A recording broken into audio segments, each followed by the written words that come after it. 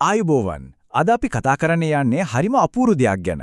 අපි හැමදාම දකින සමහර විට එච්චර ගණන් ගන්නේ නැති ගස්කොළන් උද්‍යාන දිහා බලද්දී ඇත්තකම අපිට පේන්නේ ලස්සන දර්ශනයක් විතරද? නැත්නම් ඊට වඩා ගැඹුරු දෙයක්, නොපෙනෙන රැකියාවක් ඒ පරිසරය නිහඬවම කරනවාද? අපි ඒ ගැන හොයලා බලමු. මෙන්න මේ වගේ තැනක් බලන්න. හරිම හුරුපුරුදුයි නේද?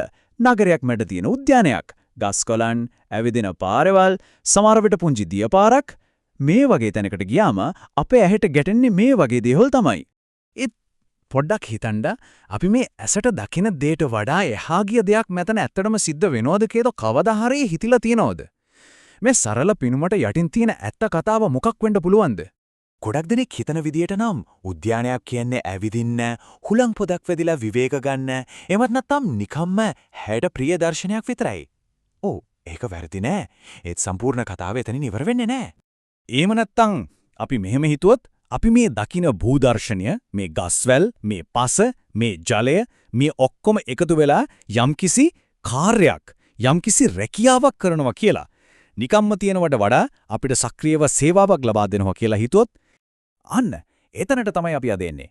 අපි කතා කරන්න යන්නේ පරිසරය දිහා බලන සම්පූර්ණයෙන්ම වෙනස් අලුත්ම විදිහක් ගැන. ස්වභාව ධර්මයේ අපිට සපේන මේ නොපෙනෙන සේවාවන් ගැන. මේ සංකල්පයට අපි කියනවා පරිසර පද්ධති සේවා කියලා.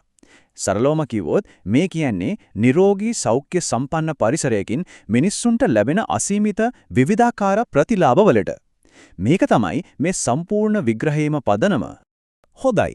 මේ සේවාවන් ප්‍රධාන කොටස් 4කට අපිට බෙදන්න පුළුවන්. පළවෙනි එක තමයි සම්පාදන සේවා. ඒ කියන්නේ ස්වභාව ධර්මයෙන් අපිට කෙලින්ම ලැබෙන දේවල්. ආහාර, ජලය, දර වගේ. දෙවැනියට තියෙනවා නියාමන සේවාව. මේවා තමයි අපේ පැවැත්මට අත්‍යවශ්‍ය දේවල් නියාමනය කරන සේවා. ඒ කියන්නේ දේශගුණය පාලනය කිරීම, ජලය පිරිසිදු කිරීම වගේ. තුන්වෙනි එක ආධාරක සේවා. මේවා තමයි අනිත් හැම සේවාවකටම පදනම. ඒ කියන්නේ පස හැදෙන එක, පෝෂක චක්‍රීකරණය වෙන එක වගේ. අන්තිමට තියෙන්නේ සංස්කෘතික සේවා. ඒ කියන්නේ අපේ මනසට ලැබෙන දේවල්. විවේකය, ආධ්‍යාත්මික සුවය, අධ්‍යාපනය වගේ ප්‍රතිලාභ. හරි. මේ සංකල්ප ටිකක් වියුක්තයි වගේ හිතෙන්න පුළුවන් ඒක හරි. ඉතින් අපි මේක ප්‍රායෝගික උදාහරණයකින්ම තේරුම් ගමු. අපි යමු ෆින්ලාන්තයේ ලිපා කියන කෘෂිකාර්මික ප්‍රදේශයට. බලමු මේ සේවා වර්ග 4 එතන ඇත්තටම ක්‍රියාත්මක වෙන්නේ කොහොමද කියලා. අපි මුලින්ම බලමු අපිට කෙලින්ම අතට අහුවෙන ඇහැට පේන සේවාවන් ගැන. බලන්න එක පැත්තකින් අපිට ලැබෙන භෝග, එළවලු, පළතුරු වගේ දේවල් තියෙනවා. අනෙක් පැත්තෙන් ඒ භෝග ගණම ඉගෙන ගන්න ලැබෙන දැනුමක් තියෙනවා.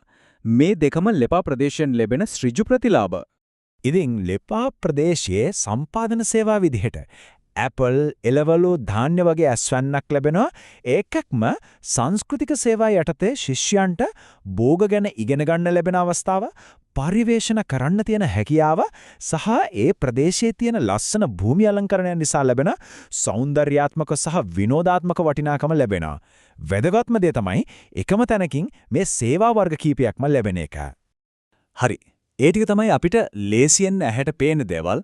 නමුත් තිරේ පිටුපස එම නැත්නම් පොළොවට යටින් අපේ ඇහැට ගෝචර නොවන හැබැයි අතිශයින්ම වැදගත් සේවාවන් රැසක් නිහඬවම සිද්ධ වෙනවා. අපි බලමු මේ නොපෙනෙන සේවාවන්. පළමුව නියාමන සේවා. ලෙපාවල තියෙන පළතුරු වතු සහ තනකොළ පස සෝදාගෙන යන්නේක වළක්වනවා. ඒ වගේම ගස්වැල් වැසි වතුර පොළවට උරා ගන්න උදව් කරලා ගම් වතුර පාලනය කරනවා. ඊළඟට ආධාරක සේවා. ශාකවල මුල් වලින් පස හැදෙනවා. දිරපත් වෙන කොළ වලින් පස සරු වෙනවා. මේවා නැතුව අපිට අස්වැන්නක් ගන්න කොහොමටවත් බෑ. අවසාන වශයෙන් මේ පඳුරු වැටි වගේ තැන් පරාගණයට උදව් කරන කෘමීන්ට නිවහනක් වෙනවා. ඒ කියන්නේ ජෛව විවිධත්වය වැඩි වෙනවා. මේ හැමදේම එකට බැඳිලා තියෙන්නේ. ඉතින් ඇයි මේ හැමදේම මෙච්චර වැදගත් වෙන්නේ? මේ නොපෙනෙන සේවාවන් වල ඇත්ත වටිනාකම මොකක්ද? මේවා නිකම්ම විද්‍යාත්මක කරුණු විතරක්ද? නියත වශයෙන්ම නෑ. මේ උපුටා ගැනීමෙන් ඒක හොඳටම පැහැදිලි වෙනවා. බලන්න එක පැත්තකින් පළතුරු සහ ධාන්‍ය වලට අපිට සල්ලි වලින් මනින්න පුරුවන් ආර්ථික වටිනාකමක් තියෙනවා. ඒත් ඒ එක්කම ජෛව විවිධත්වය වැඩි කරන පස සෝදා යාමෙන් ආරක්ෂා කරන සේවාවන් වලට තියෙන්නේ සමහර විට ඊටත් වඩා විශාල දිගුකාලීන වටිනාකමක්. ඉතින් මේ දැනුම එක අපි අපේ වටපිටාව දිහා බලන විදිහ සම්පූර්ණයෙන්ම වෙනස් වෙන්න ඕනේ. ඒක හරියට ලෝකයේ දිහා බලන්න අලුත් කාචයක්, අලුත් කන්නඩි කුටමක් ලැබුණා වගේ වැඩක්. දැන් අපි උද්‍යානයක්, වගාබිමක්, එහෙමත් නැත්නම් කැලෑවක් දිහා බැලුවම දකින්නේ ගස්කොළන් විතරක්ම නෙවෙයි. අපි දකින්නේ එකිනෙකට සම්බන්ධ වෙලා වැඩ කරන නොපෙනෙන සේවාවන් ජාලයක්. හරියට මේ රූපය වගේ මතු පිටක් පෙනුමට යටින් තියෙන ඒ සම්පූර්ණ පද්ධතියම අපිට තේරුම් ගන්න පුරවනවා. අවසාන වශයෙන් මේ පරිසර පද්ධති සේවා කියන සංකල්පය යම්කිසි ස්ථානයක තියෙන මතු පිට පෙනුමට එහා ගිය එහි සැබෑම සම්පූර්ණ වටිනාකම හඳුනා ගන්න අපිට උදව් කරන හරිම ප්‍රබල මෙවලම. ඉතින් මීලක වතාවේ ගෙවත්ත දිහා, පාරායනේ තියෙන ගහක් දිහා, එමත් නැත්නම් ළඟම තියෙන උද්‍යානයේ දිහා බලද්දී පොඩ්ඩක් හිතලා බලන්න. ඒ ස්ථානයෙන් අපිට නොපෙනී නිහඬවම ලැබෙන සේවාවන් මොනව වෙන්න පුළුවන්ද කියලා.